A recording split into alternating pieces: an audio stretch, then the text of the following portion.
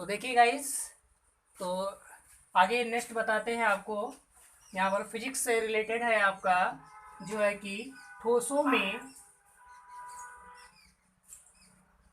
ठोसों में ऊष्मीय प्रसार ऊष्मीय प्रसार तो ठोसों में ऊष्मीय प्रसार क्या होता है कि ताप बढ़ाने पर ताप बढ़ाने पर वस्तु के आकार में वस्तु के आकार में वस्तु के आकार में वृद्धि होने की प्रक्रिया को वृद्धि होने की प्रक्रिया को क्या कहते हैं? ऊष्मीय प्रसार, यानी ठोसों का ऊष्मीय प्रसार कहते हैं। ये कितने प्रकार का होता है? 3 प्रकार का होता है। ठीक है, तो हम इसमें आपको बस यही बताएंगे कि 3 प्रकार का होता है। आपका क्या हो जाएगा? आपका क्षेत्रीय प्रसार, रेखीय प्रसार, आयतन प्रसार। ठीक है ना, लेकिन हम इसका जो है कि एक बताएंगे गुणांक में जो इसका डिफिनेशन होता है। ठीक है ना, बाकी तो आप क्या कर सकते हैं, मतलब उसमें प्रसार कहते हैं। जैसे ठोस में है तो ठोसों में जो है कि क्षेत्रफल में प्रसार का गुणांक मतलब उसके लंबाई चौड़ाई में होगा। आयतन में मतलब क्या जानते हैं कि उसके लंबाई चौड़ाई ऊंचाई में जो है कि वृद्धि होगी। ठीक, और रेखीय प्रसार का मतलब लीनियर, जो रॉड जिसे है उसकी लीनियर मतलब एक ही दिशा में उसका जो प्रसार होता है। ठीक है, उसमें सिर्फ लंबाई नहीं होगा, न कि चौड़ाई और ऊंचाई में होता है। क्लियर है? तो चलिए, तो इसको हम जानते हैं। नंबर 1 क्या इसका होगा? तो पहला हो जाएगा कि क्षेत्र रेखीय प्रसार गुणांक, यानी ठोसों का रेखीय प्रसार गुणांक तो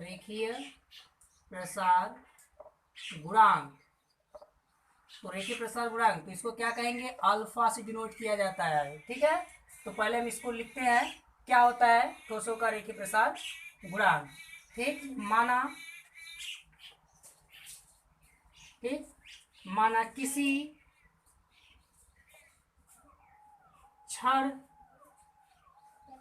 क्षण की लंबाई L किसी ताप T पर, या ऐसे भी लिख सकते हैं, माना किसी क्षण के ताप जो है, ताप का क्षण की लंबाई L है। ऐसे भी लिख दीजिए, माना किसी डेल्टा T पर, डेल्टा T नहीं, T, किसी ताप T पर, ऐसे लिखिए सही पड़ेगा। माना किसी ताप T पर क्षण की लंबाई L है। क्लियर? ये लिखना सही पड़ेगा आपका।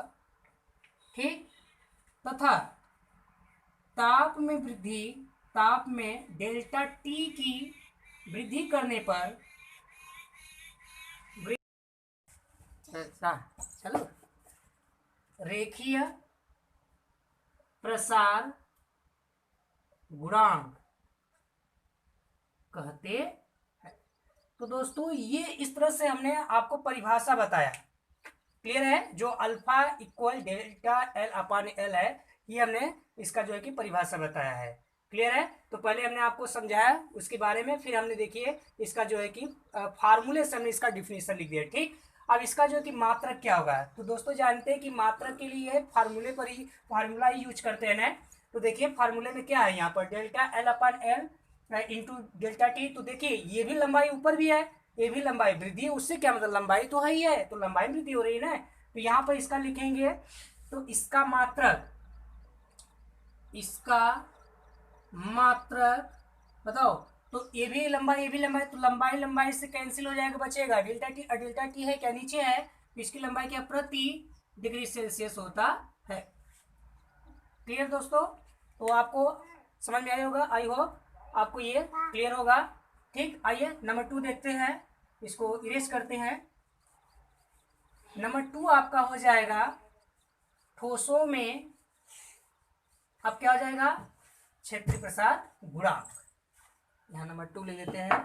तो नंबर 2 आपका हो जाएगा कि ठोसों में, चलिए लिख देते हैं, ठोसों में क्षेत्रीय प्रसार गुणांक, क्षेत्रीय प्रसार गुणांक, इसको किससे डिनोट करेंगे? अल्फा के बाद क्या आ जाएगा? बीटा से। ये क्या होता है? इसमें भी लिख देते हैं माना किसी ताप T पर किसी क्षण का क्षेत्रफल, क्षण का क्षेत्रफल क्या मान लें? कैपिटल ए है। क्लियर है? माना किसी ताप T पर क्षण का क्षेत्रफल कैपिटल ए है, तथा ताप वृद्धि करने पर, ताप वृद्धि कितनी की वृद्धि? Delta T. ताप वृद्धि डेल्टा टी करने पर क्षेत्रफल में वृद्धि, क्षेत्रफल में वृद्धि कितनी हो जाएगी बताइए? ए तो था ही, ए प्लस डेल्टा ए हो जाती है, क्लियर दोस्तों? ठीक हो जाती। तब बताइए, तब क्षेत्रीय प्रसार गुणांक कितना होगा? क्षेत्रीय प्रसार गुणांक क्या हो जाएगा? क्षेत्रीय प्रसार गुणांक बीटा इक्वल कितना? वही लिखेंगे, तो क्या हो जाएगा? डेल्टा ए अपान ए गुणे डेल्टा टी। इसी से फार्मूला बनाएंगे समीकरण 2। तो अब क्या हो जाएगा? देखिए, तो यहाँ पर मानेंगे इफ डेल्टा टी इक्वल कितना रख दे? 1 डिग्री सेल्सियस। तब क्या हो जाएगा? तब बीटा इक्वल कितना बताइए? डेल्टा ए अपान ए हो जाएगा। ये तो होगा। तो बताइए फार्मूला से अब डिफिनीशन क्या हम इसका देंगे? तो इसका डिफिनीशन हम लिखेंगे, तो इसका जो डिफिनीशन हो जाएगा कि क्षण की, क्या लिखेंगे? अतः क्या लिख देंगे? अतः क्षण के आयतन में, क्षण के क्षेत्रफल में वृद्धि, क्षेत्रफल में वृद्धि बताइए, एवं प्रारंभिक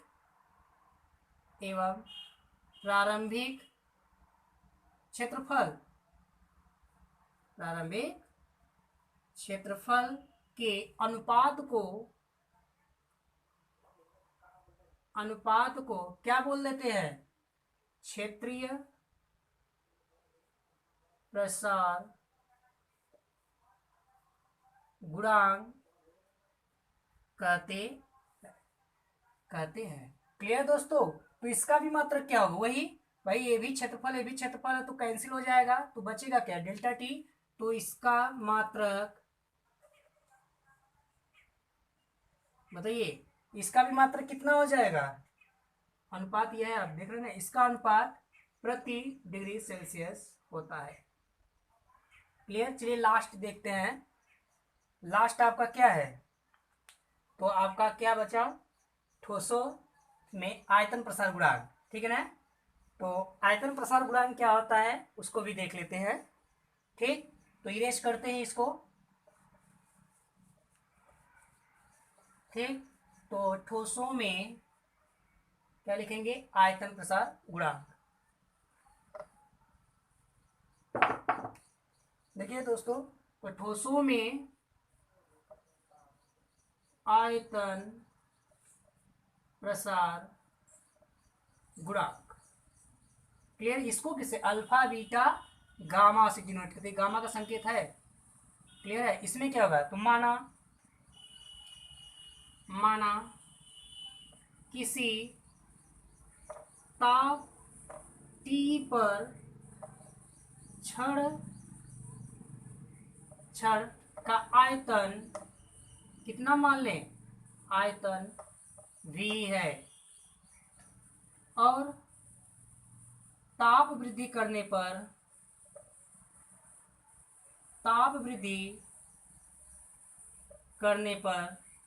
कितना हो जाएगा? तो ये भाई, किसी ताप T पर क्षण का आयतन v माना है और ताप वृद्धि करने पर कितना आयतन हो जाएगा, लिख सकते हैं कितना, v प्लस डेल्टा v हो जाती है। समझ में आ रहा है, हो जाती है। तब तब छड़ का आयतन प्रसार गुणांक क्या लिखेंगे, तब छड़ का आयतन प्रसार गुणांक बताइए क्या लिखेंगे, gamma equal delta V upon V गुणे डेल्टा टी, समीकरण नंबर 3। तो समीकरण नंबर 3 में क्या करेंगे कि इफ क्या डेल्टा टी इक्वल क्या मान लें 1 डिग्री सेल्सियस रखें, भाई रखेंगे तो क्या हो जाएगा बताइए, तो गामा इक्वल कितना, डेल्टा वी अपान, ये डेल्टा है, डेल्टा वी अपान कितना वी, ठीक है ना। तो अभी देखिए इससे क्या डिफिनेशन निकलेगा, तो लिखेंगे अतः दैट इज या अतः क्या हो जाएगा भाई, छड़ के आयतन में वृद्धि हो रही है, तो लिखेंगे अतः छड़ के